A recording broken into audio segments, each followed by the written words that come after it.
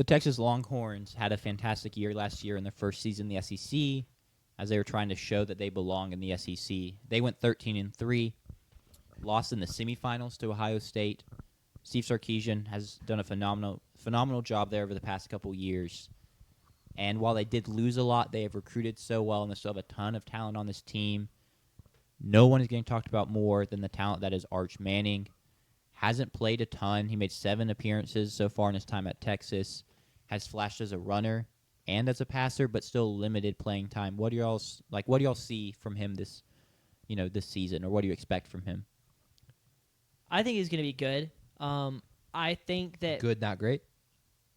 I don't think we've seen enough to determine, and so that's my thing. Is like he was talented coming out of high school, but I think that people are letting the fact that his last name is Manning letting them get too excited. Where it's like he could be good, but like I think it's I think the expectations, and it is different because he's a going to his redshirt sophomore year, so he's older. But just having not seen him, I think that the excitement around him is a little bit too big. Being favored for the Heisman, which I think makes sense because, like I said, his last name is Manning. He plays for Texas. He's got a very talented roster around him, so he's in all likelihood going to produce. But I do think the excitement is a little bit too extreme for me. I do think he will be good, and there's a chance he's great. But people assuming that he will be great is where I kind of draw the line. Oh, you got it. I always go last, but you got it. Okay. Well, I'm going to blab. Okay, I'll go then, just real Go. quick. I think he's going to be great. I don't know if we're looking at, him immediately being a top 5 quarterback in the nation or anything like that, but he has the tools. I think we talk a lot about him being a runner, but I think that's even somehow a little underrated. And then he throws such a good ball, and the weapons he's going to throw to, and the O-line's going to be good, and they have a good running back duo. Like, everything's set up for him to step in and take the reins. And they've just kind of had him sit there waiting in the wings. Kind of almost feels like an Aaron Rodgers when the Green Bay Packers drafted him. Like, you get to sit here. You get to learn. You don't have to play yet. We're going to develop you for 2 years, kind of grow you into who we want you to be. And now it's just time to take the reins. And so I think it's going to go pretty smooth in that regard, and he's going to be pretty great from the jump. I think unfortunately. Unfortunately, sure. Horns down. But I think he's going to be excellent. I don't think he's going to win the Heisman, but I think he'll be there in New York. And it's because he's got everything he needs around him. Defensively, they're going to be awesome. Top 10? Easily. Minimum? And then offensively, they have weapons. They have lots of weapons. In a year where they lost Jaden Blue, Gunnar Helm, Matthew Golden, Isaiah Bond, they are going to have weapons. Ryan Wingo was a freshman last year and was one of the better receivers for their group. DeAndre Moore returns. The transfer of Emmett Mosley from Stanford helps. They have Quintrevion Wisner and C.J. Baxter, if he was able to return healthy this year, is going to be a huge weapon for them. And then also the transfer Jack Injuries, I think is going to replace Gunnar Helm really well, as good as Gunnar Helm was. So he's got all the weapons. The offensive line might be an interesting question, but I think they'll play fine under him. They're more than likely going to start 2 sophomores at the tackles. There's a little bit of concern there, but with the weapons they have, I don't think it's necessarily a concern. I don't think he needs a ton of time. For me, he shows good pocket presence. He throws a great football. Does it pop off the page? No. Is he just an unbelievable arm talent? No. But, man, he is accurate. He can throw the deep ball. He loves throwing the deep ball. He threw a lot of the deep ball when he played. In the Mississippi State game, he threw many deep balls. In the UL Monroe game that he played and started, he threw a ton of deep balls in that game as well. He's not afraid to do that, and he's very capable of doing it.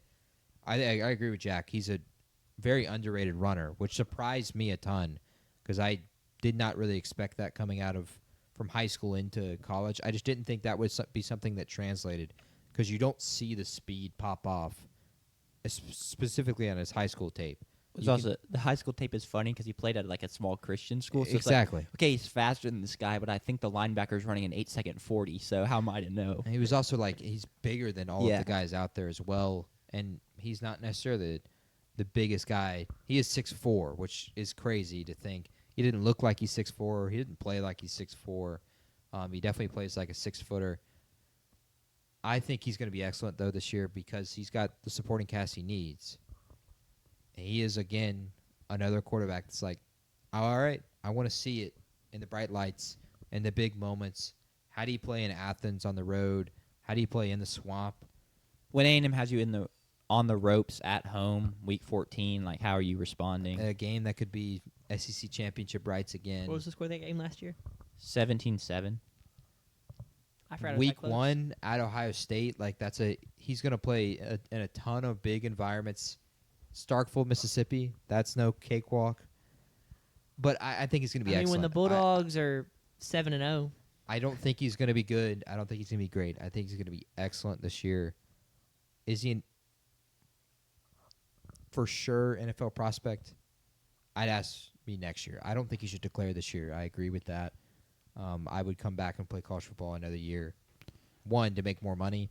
But 2, I also think he needs another year of starting. Like, if he can get 2 years of starting, then I think maybe there's debate there. Sure. And I think he'll just be more successful in the NFL because with the name, he's going to start immediately.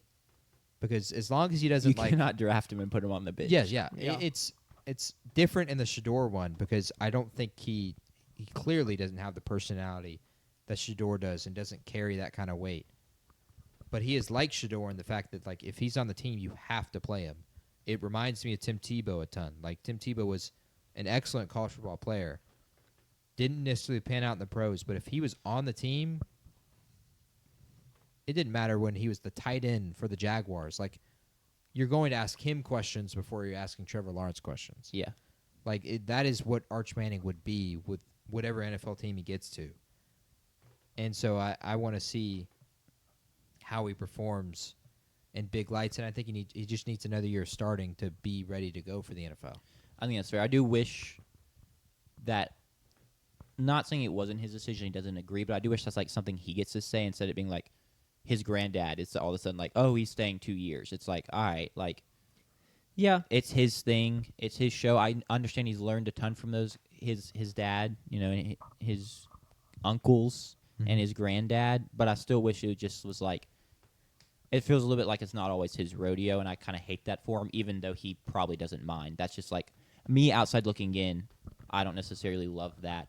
Also, if for some of you clicked on this video and you're like I'm an A&M fan, so like horns down, all that crap is like it's mandatory from me. Probably should have prefaced the video with that. Yeah, but like it's all good. If they're still here, they can figure it out, and Yeah. you'll have a great team. And we talked a lot about the offense, but the defense we mentioned being top 10 minimum. It's gonna be nasty still. Michael Taft, for one thing, is coming back to play safety, probably a top 5 safety in the country, former walk-on. So shout out to him, I guess. Malik Muhammad at cornerback is another great guy. Anthony Hill at linebacker is probably the best linebacker in the country, unfortunately, because he was committed to A&M at one time before decommitting and flipping. So that one really hurts.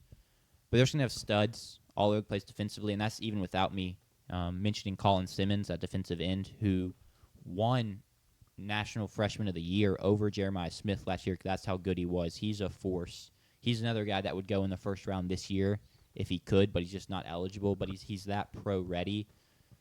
They've just recruited and developed so well that even with how much they lost, I don't really expect this team to miss a beat, to really miss a step. I think they'll just keep on chugging along. And we also didn't even mention for Arch, like, Sarkisian's a great play caller. You get to play for one of the best offensive minds in the country when it comes to, try and transition into a starting role. There's not very many better guys to do that under than him. Really just all positives. It does not make him Aggie legend. You have to suit up for a game to get that qualification, unfortunately, because it'd be fun to claim him.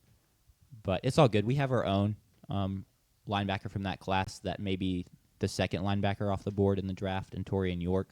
They could go 1-2. Talk about the next team. Sure. Over, under, 9.5. I'm taking the over. I feel like you have to. This team is too good to me to lose 3 regular season games. I also think they're going to beat Ohio State week 1, I guess is why that really comes from. Because I guess if you lose Ohio State week 1, it's like, well, you may also lose at Georgia, and that's already 2, right? Colin Simmons already has posted a picture of Julian Sayin on his story. That's electric. I'm a little worried for Julian Say in week 1. I am too. Like it could get bad. And I want to say for Julian Say's sake, if you have a bad game, like try and shake it off, move on. Like that, you have so much college ball in front of you, and also for fans, like he's going to go up against one of the best defenses in the country for his first start. Like, give him a break. Yeah. But I'm going to take the over here. Yeah, I think I also will be taking the over. Yeah, I've got them going 11-1. The one loss, I think they'll lose at Georgia. Yeah, that's and what I then was rematch thinking. Georgia in the SEC championship And lose again. and lose to Yeah. Georgia again. That I think that'd be because then they're 0-4 against Georgia in the 0-4 SEC, against and that would Georgia SEC. really rub some people That would the be wrong something. way. I think People they, be calling for Sarkisian's job.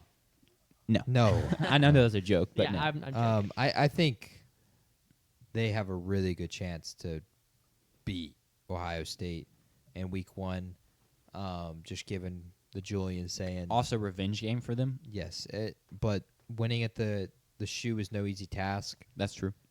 I think it goes two ways. I don't think there's something down the middle. I think they go 11-1, or I think they're 9-3. Like I think they lose to Ohio State, lose at Florida, lose at Georgia, Yeah. and man, they could lose the Red River Shootout. Who knows? A&M could win. A&M could win that game. Honestly, I don't know if you feel that way right now, but I think they could win that game. We could because we're about to get into A&M, but I think A&M is good enough this year. Not saying we're like in that top tier, but we are good enough where we, and the way our team structure is, we could beat any team. Yep. But I'm taking the over here. This is a great team, and it frustrates me so much.